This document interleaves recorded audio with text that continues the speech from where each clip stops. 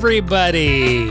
Welcome back to Come Lose It with Matt Duncan. I'm your host, as you know, Mr. Matt Duncan himself. Yes, you probably remember me from the Morgan Waters Show. It's been almost 20 years since that. Whoa, that was an abrupt end to the music. I'm sorry about that. It was a real record drop when I said I was on my first ever job on TV, the Morgan Waters Show, my friend Morgan's show on the CBC. I don't know where you could find it. I don't know if it exists on YouTube, but I played his stalker. And it was one of the most fun times I've had on set. And it also opened my eyes to how you're working for a giant company that does national broadcasts and is really one of the only studios in the country. And we were like filming in a laundromat without asking for permission. We were kind of sneaking around the person who owned the laundromat. So we were pretending to do laundry. And then when he left, I would like jump in a dryer and we would do weird stuff. We were real inspired by the boys of Stella and Brass Eye, weird comedy there in the mid-2000s. Everyone wanted to be a little weird, a little edgy. And that was right up our alley. So we had a lot of fun. So check out, if you can get the DVD, please give her a shot. Give her a shot. I was in 2 episodes. And those credits I eventually used to get into the Wonderful Union, which is still locked out, by the way, in the commercial acting world. Been a real dry time, real dry. And I don't know. I don't know if it's going to end. It feels like it's going to take a miracle. I have to do 2 auditions. These are the first auditions of the year for me on camera. 2 by the middle of February. That's not good. That's not good, folks. That's not good for the industry. I think we're going to see a lot of people who are just fucking giving up. Shout out to my friend Rod, who made these Metrolinx commercials. The Metrolinx is a company. If you're from an out of town, listen to the podcast. I know we're worldwide.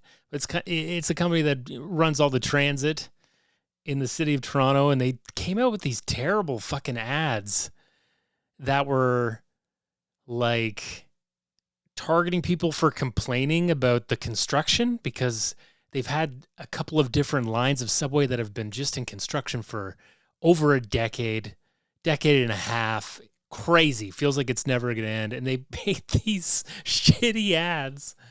So Rod made his own, and it was very well done, and it went a bit viral. And you know, that's what Roddy does. God damn. So much that Metrolinx took down those ads that they made because they looked like such douchebags. I don't know what they were thinking. But it's February 8th.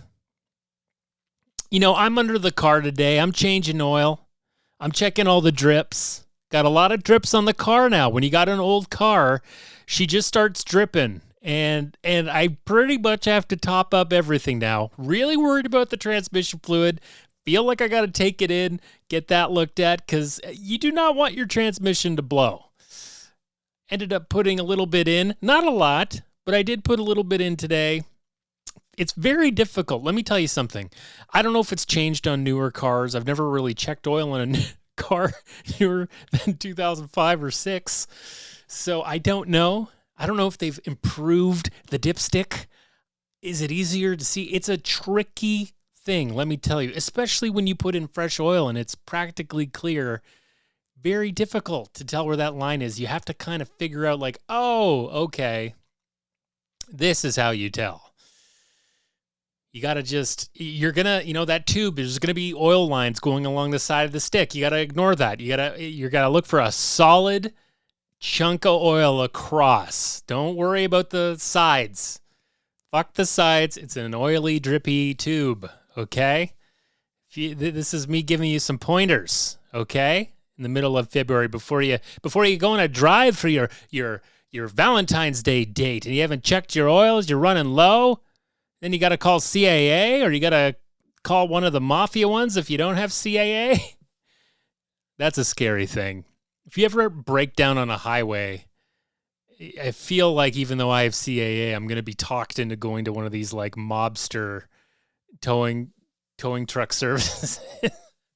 I do worry about it. But I'll flash that CAA. I'll flash that shit. Anyway, overall, I think the car's okay. It's just, this is what happens with old cars, okay? They leak. They start to leak.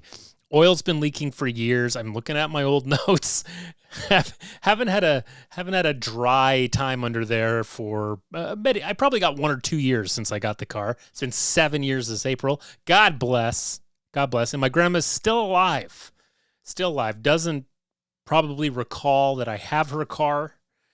But I would say if you have a grandparent who has a vehicle and they only have like 30,000 kilometers on it, put your name in the hat for it, because it is a good thing to have in this crazy car market. Because everywhere I drive, all I think about is these people don't own their cars. The majority of people that you're on the road with don't even fucking own their cars.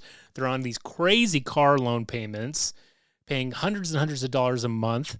And it's not like a house. It's not like it's like you're mortgaged on a car here, but it's not the same as a house, because the value only goes down like every day on that car, and you're still paying those same payments from when you first got the car. It's a really fucked up thing.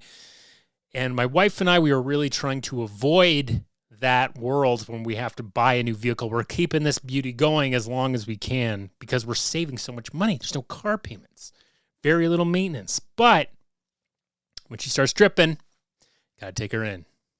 Okay? Starts dripping, take her in. Not the engine. You know, just like if it's a transmission, you don't want to fuck with that. Anyway, let's get off the car.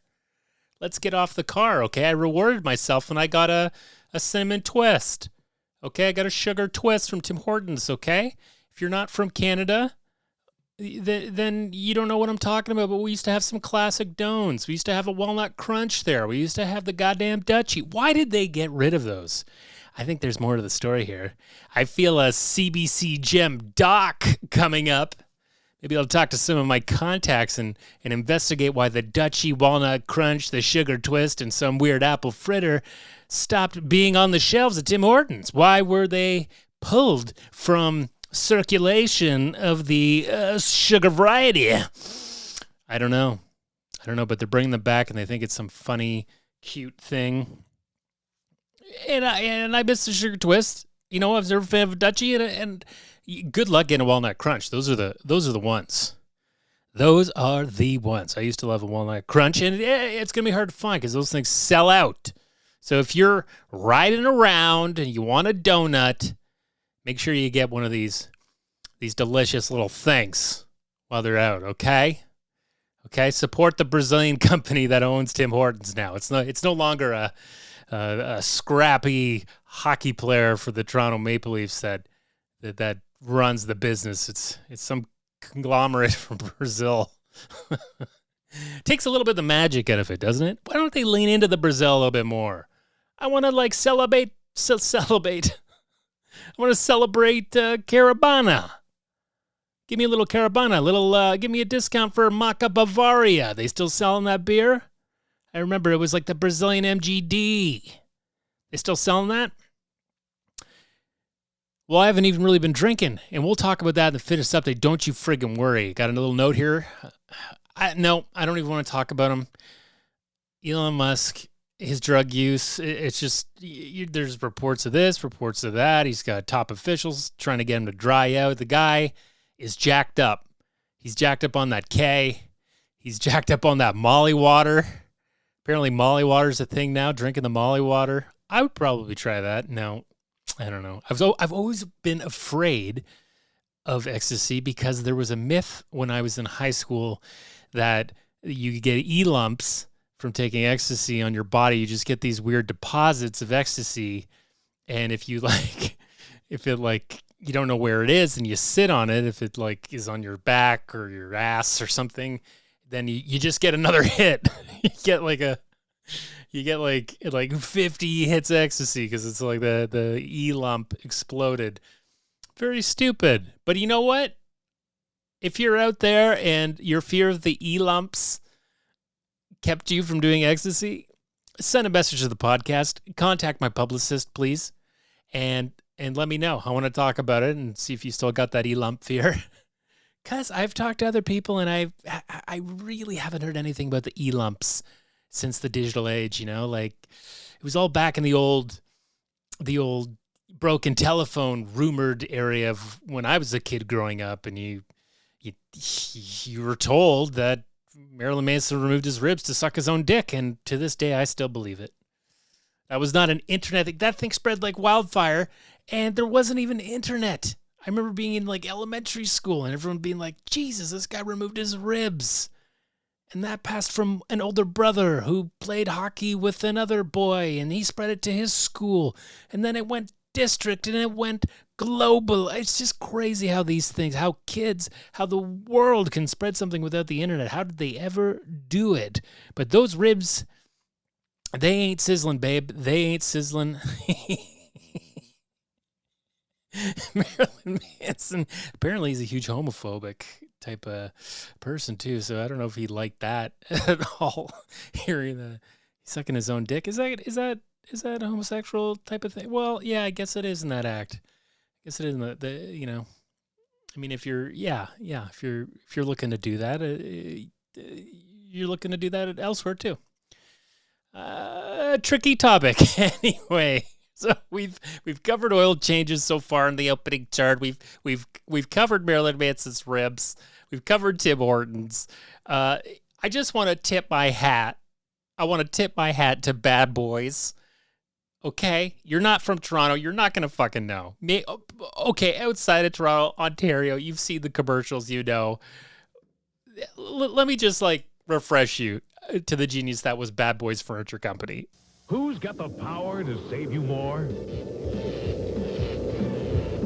Bad Boys got the power.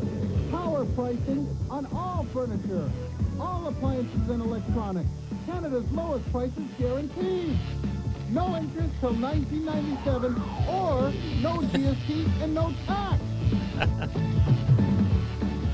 Who's better than Bad Boy? Nobody. Fucking catchy as shit. And they always had a celeb.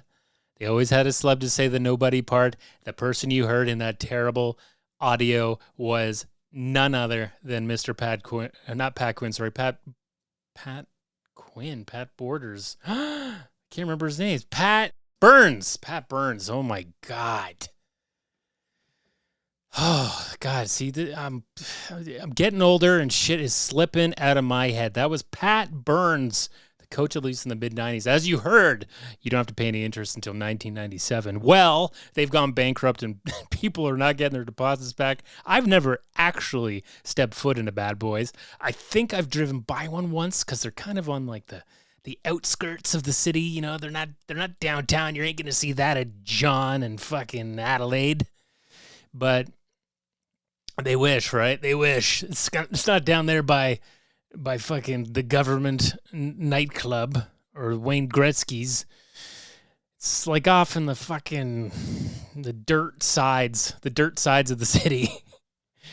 Well, maybe they did have some good deals. They had some great commercials. They had I remember as a kid they had a Bill Clinton impersonator and a Hillary Clinton impersonator. This is the mid-90s, remember? This was huge.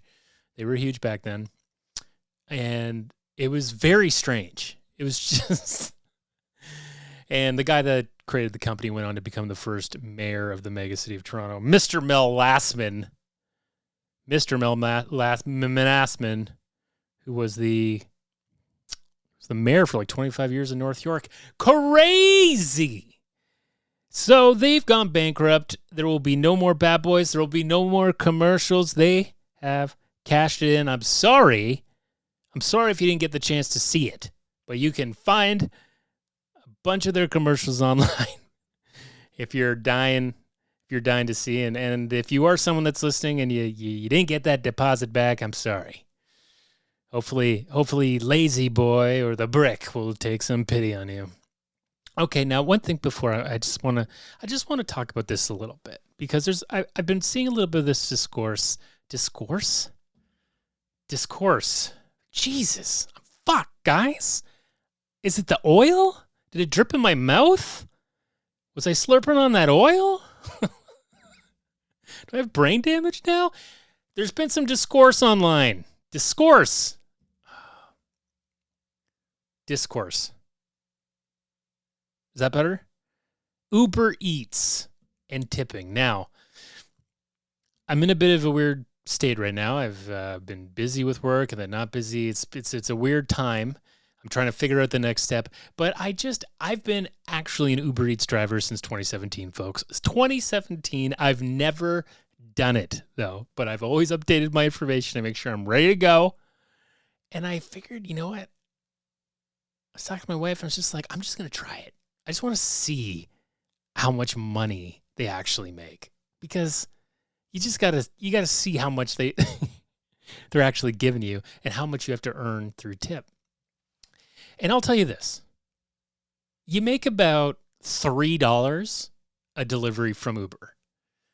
$3, depends on the distance, but we'll say $3 to $4 per delivery, right? So you are very dependent on tips to make a living wage. If you don't tip them, if you're someone who orders Uber Eats and you do not tip them, then you're asking them to deliver food to you for free. Because they've got to pay for gas and everything. Like, it just doesn't work out. And like, that's the bare minimum. And that's like if you're just tipping 15% or whatever. Hey, I know. I've used Uber Eats many a time. It's very expensive. It's very stupid. But if you have such a problem with the cost, then don't use it. Or use the option where you can go pick it up. Because I did 3 trips within 49 minutes. And I was a little fucked up. I will say it took a little bit longer because I was like, how do I start this fucking, like there's just some little glitches that I had to, had to get used to on my first trip out there. The first person that I delivered to was not far from my house. So I was like, perfect. Be able to go home after. I'm just making money to drive home pretty much. They did not tip me, which meant I made $3.10. Okay? That's how much they're making. And it's not for them. It's not for contractors to take up with. They're not our boss. It's gig work. We've got no leverage. So you can't be like, well, they should go to the fucking Uber guys and ask for a living wage. No, that's not the answer. You need to tip if you're going to use it. If you're not going to use it, or you just want to go get off your fat ass. Now it is fat if you're ordering fucking $80 for McDonald's. That's a fat ass you got. You need to go pick it up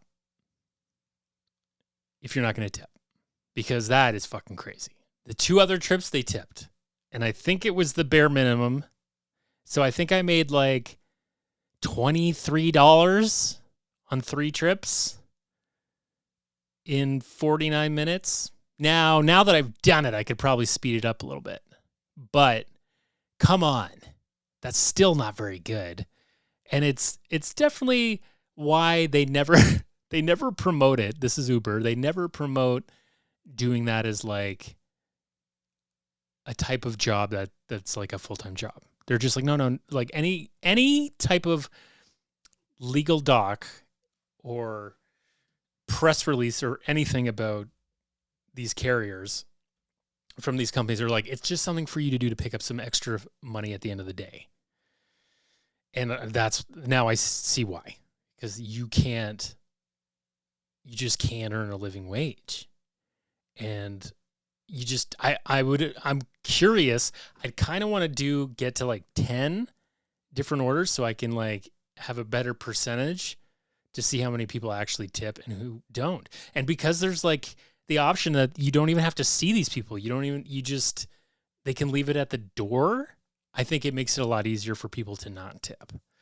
So again, this is just something, it's kind of like video stores that we had in like the 90s and into the 2000s. It's something that's only going to be here for a little bit, and then there won't be any drivers anymore. It'll be fully autonomous cars doing deliveries. the restaurants will just load it into a vehicle and it'll be all AI and automate. That's their long-term goal because they're not making any money yet. And once that happens, apparently is when they're going to start making a profit. The company. I just had to have a little rant because, yeah, like seeing people that are kind of being like, no, I'm not going to tip. The driver needs to take that up with the company. That is the fucking shittiest response you could have. And I don't agree with it. Jesus. I will say, it's funny that this last thing before I go to the fitness update, for driving around that Uber delivery did make me think about medically assisted death and how Canada is outpacing the rest of the world in that category. And I actually know of 2 people who have used it. They were very sick. They were terminal. They did not want to suffer. And they used it and they went out peacefully. And oh man, it's just kind of, it is when you do go through that with someone in your family, or even though both these people weren't close to me, but they were close to my wife's family. One was like close to my uncle's wife, was their mom. And it's still kind of shocking, to get a diagnosis and then it's just, okay, I'm done. And Canada, people are not in for the fight up here. It's horrible. It's horrible. You like to decide to, and I've had a lot of family members who have done that, who have just stayed to the very end when their just heart wouldn't give out and they were in so much pain and they were so sick. And oh, that's not pretty. It's not pretty. So anyway, we're pausing expanding the medically assisted deaths program because they were going to get into people who are like mentally ill. They're going to hold off until after the election on that one. Has this been a bit of a dark one? Fitness update. All right, let's move on, guys. I'm hitting the exercise bike. I'm like pretty much not drinking. I drank one day last week. I drank a bit of weekends in January. It wasn't a fully dry January, but I'm really trying not to drink now because I just feel like it's not doing anything for me anymore. I'm not getting that nice pop from it, I'm not getting that. Even when I drink a lot, it's just, and then the hangovers I've been having, like a couple times that I've been drinking, the next day I've just had this horrible hangover and I'm just not into it anymore. So I've been pretty sober. And even last week when I drank, I didn't, feel anything. I wasn't like buzzed or it just feels like I'm kind of over it, Like I'm really just 1 or 2 days a month or something, maybe. Yeah, I'll have some drink, but like, just even talking to my dad is someone who would like have a drink every night after work, and he's really stopped doing that too. He's just talking about how much better he felt.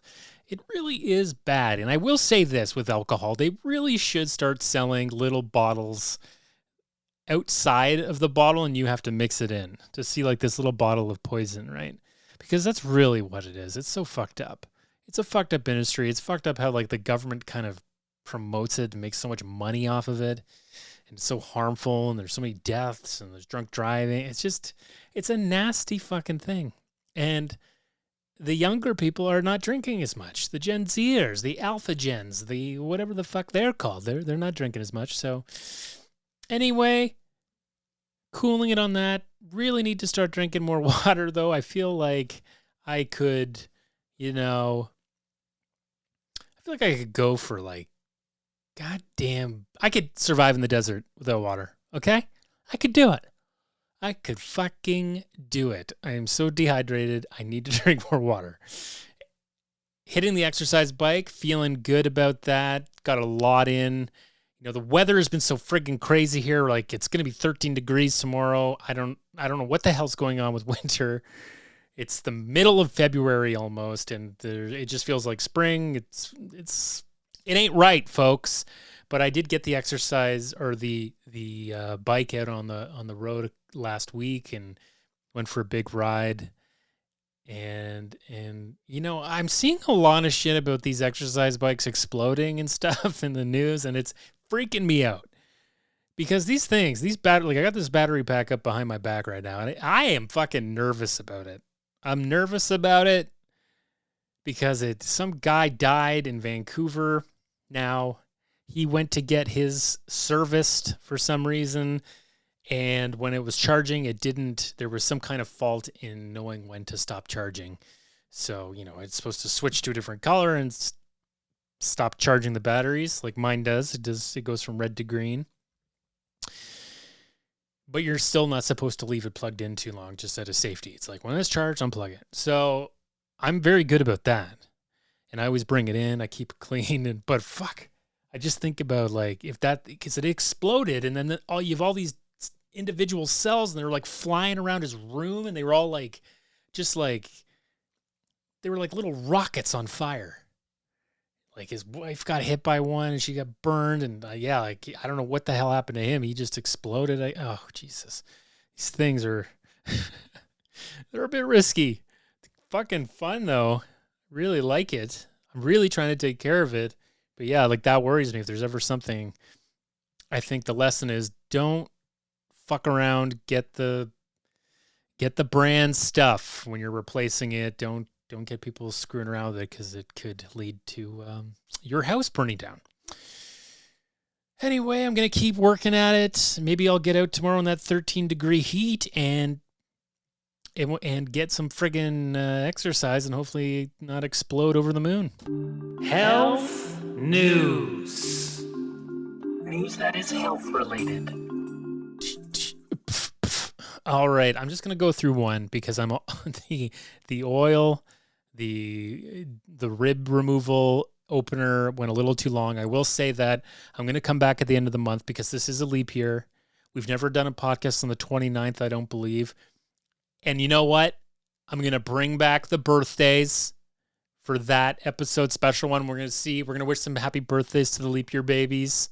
See what's going on there. It's been a while. Why not? I just want to talk about this one weird surgery that I was reading about. And it's the first thing I thought of after reading it. It's kind of like done in an essay this guy wrote about the surgery he got. And it's like a hipster lobotomy. Does that make sense to you? Like, what do you think of when a hipster gets a lobotomy? Like, what type of a lobotomy would a hipster get? You know? So this guy's my age too, which makes me think that this guy was doing his research early internet, not probably going as far as he could. Maybe he was going into some old medical textbooks. I don't know. But this guy had a surgery to stop himself from blushing and also to help with his sweaty palms. These are issues he had when he was a teenager. And look, I know. I remember when I was a teen and I used to have like fucking... I just remember the worry about not having deodorant on. And I don't even think it was something like I ever smelled without it or anything like that. And I just knew that if I wasn't wearing it, there could be that situation where you're stinking up the entire high school and everyone's going to be like puking. I remember the worry because there was like a day when I forgot it and I fucking was freaking out. I was so worried. Stupid. Now I barely wear deodorant and I never smell. And I never wore antiperspirant. It was always deodorant. I was really afraid of antiperspirant because it was like fucking aluminum and blocking your lymph nodes and all this shit. A friend's mom scared me straight. So I only wore deodorant. But I remember that being a teenager and this shit gets to you. Like, so this guy blushed a lot when he got in embarrassing fucking things. So he had this endoscopic thoracic sympathectomy. Doesn't sound real. The doctor was telling us, like, this isn't real, is it? Like, he just made this up, and you're going to do surgery on me like that fucking guy who's putting the windpipes in people? Oh, fucking look up that doc. Guy's putting the fucking he put plastic windpipes in people, and it was never tested on fucking humans before.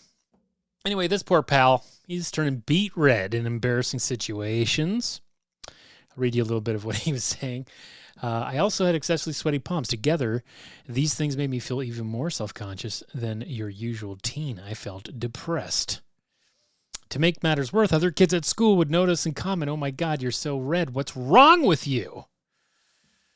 So he first tried beta blockers, didn't work. And then he read about the endoscopic thoracic sympathectomies. And it's pretty fucked up. So he got the surgery when he was 16. And it involves deflating the lungs one at a time, then destroying a portion of the sympathetic nerve trunk in the thoracic region, which disrupts neural messages that give the brain signals about emotional reactions. This is like a hipster lobotomy. Environmental changes such as temperature and triggers include fight or flight. So it turns that shit off. This is a hipster lobotomy. You don't want to blush, bro. You don't want to fucking blush. The surgery took an hour, and it has changed his whole life. He's 40 now, and he's still experiencing weird side effects, none of which were disclosed beforehand. Of course, because who's getting this surgery? In fairness, his hands are now mostly dry. The facial flushing initially improved, though it wasn't completely resolved. This motherfucker still blushes. But he has, like, apparently cutting the sympathetic nerve reduces responses to strong emotions like fear or laughter. So he's now in a robotic emotional state, and he has like this ever-present fog. He feels disassociated, and look, there you go. It's been compared to a modern-day lobotomy by some who have suffered similar side effects. So it's like fucked with this shit. So the cure to it wasn't to like stop the flow of blood. It was just to not be embarrassed about stuff. Get rid of the embarrassment that sends a signal to your brain to flush your cheekies. Oh, dear God.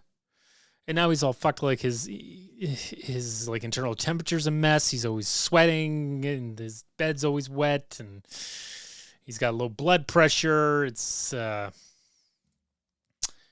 a good idea. Look, if you're thinking about the hipster lobotomy, it's a different age now. I think he was probably, around the year 2000, 98, 99. He was getting this thing done. Feel like they've maybe done 15 since then for people. And they're probably for criminals. They're probably doing tests on criminals and those other 15 that got this hipster lobotomy. Because the blushing, my goodness, sir. You're gonna be okay. If you're out there blushing right now and you feel a little funny about getting red, I'm here to tell you it's okay.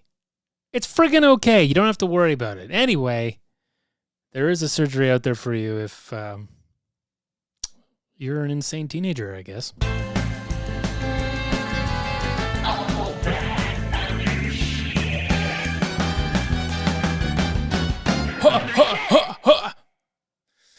It's the other shit, folks. The last segment. We're going to try and finish this up. We're going to try and keep it under 40, okay? We're getting through. We're doing things. We're keeping on track here as best we can. We're going to knock out 2 in February. I'm going to be coming back at the end. You better be here, folks. You better be here. I read Rich Dad, Poor Dad. Have you ever heard of that book? I'm going to give you a really quick review. It's a book that's been out for about 25 years. It's an entrepreneur, a real estate tycoon, wrote the book about how easy it is to make money and to buy things with debt. And I will say, I don't know how you would do it now. I don't know how this is possible unless you have a lot of capital to start yourself off. Because he was talking about real estate deals he did where he like buys foreclosure properties. And then he's told me in the early 90s, he bought a rental building foreclosure for $20,000. It's $20,000. So he only needed to put down like $2,000. So what did he do? He went to a private lender. This is the whole rich dad, poor dad thing. This is how you buy shit with debt. You get a loan to get a down payment, and then you sell the building for $60,000. You've now made $40,000 profit, and it's not taxable. So you pay back the lender plus interest. It's like $2,500. Doesn't really matter because you've still made like $35,000. And that is the whole rich dad, poor dad thing. It also bothers me that he's like a Trump guy. I think he wrote a book with Trump, and he does talk about it in his book, how he was a hero and stuff. And now this is back when he was just, everyone knew of him as the real estate guy in the 90s and shit, right? I don't know if he would have included it in his book now. Not sure, but I guess he's doing the same kind of thing. He knows the loopholes. And it's funny because this rich dad, poor dad guy just came out in the news and was like, he's $1.2 billion in debt. And everyone's like, aha, you see? But that's his whole thing. His whole thing is that his money is just debt, and it's all like the leverage is all in the banks. So it doesn't matter that he's that much in debt because he's able to just get more money through loans based on all the properties he's purchased with debt. And I guess all the books he's fucking sold because he's written a lot of books. He also has like a fucking Monopoly game that he made. I feel like he's swindled me a little bit, but I'm glad I read it, and I'm glad I didn't, I kind of saw it for what it was. Rich Dad, Poor Dad. On to the next book, folks. Let's just talk about one last thing. Let's talk about one last thing here. The Vince McMahon lawsuit. He's the guy who runs the WWE. Look, I'm not a fan of wrestling, but this shit shocked me. All his texts were leaked. This guy is being charged with sex trafficking, sexual assault. He really kept an employee as like a little sex fucking puppet. It was like pimping her off to other wrestlers, and he's shitting on her head. And this guy is the greasiest fucking dude. Like, what the fuck is going to happen there? He's also almost 80. Is this going to fucking work out? Like, is he even going to, like, he could die. He could, that guy definitely did roids too his whole life. Like, he could keel over at any time and nothing will happen. It's just not a fan. I was a kid fan as much as anyone else, but there's a lot of people that are fans of the WWE. So I don't know. This is just really fucking shocked me. Really fucking shocked me. And here we are at the end. Yeah. Keep it under 40. We keep it under 40. Losing my mind. Losing my mind. Can't say discourse. Public discourse. Discourse. Oh, fuck. I'm still struggling with discourse. I need to go back to the Chang School. Come with me to the Chang School. Get a diploma in golf management. See you later, baby. See you later, baby.